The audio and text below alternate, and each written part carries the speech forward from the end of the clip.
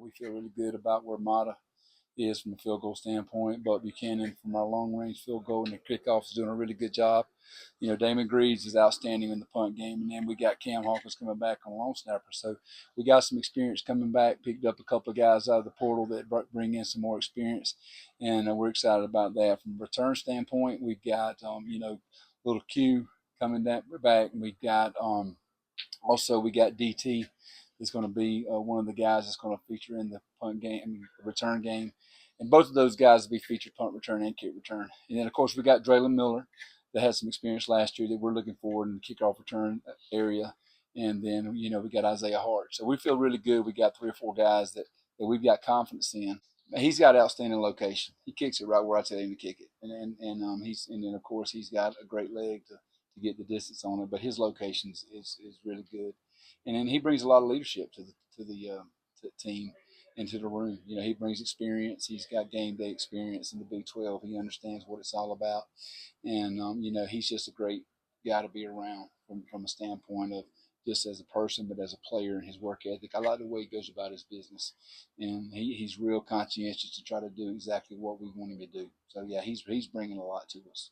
Well, he's battling. But, early on, that'll be a Coach Prime call. When he gets his first shot, I'm gonna leave that up to Coach, because like I say, he is a freshman. The punt's a little different. Now he may get an opportunity to kick off return wise a little faster, but he's showing us that he can do the job.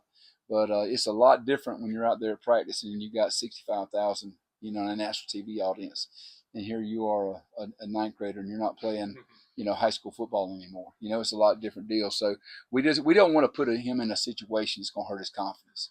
And so we're trying to put him in situations where he can be successful, where he can build his confidence early, and then that way he can go and have the kind of season that we hope he can have.